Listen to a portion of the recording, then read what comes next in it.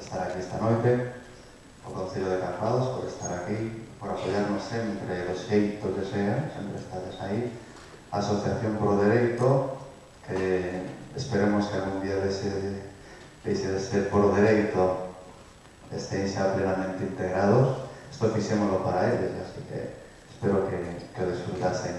A todos vos, pois bueno, daros as gracias, como vosísimo principio do concerto.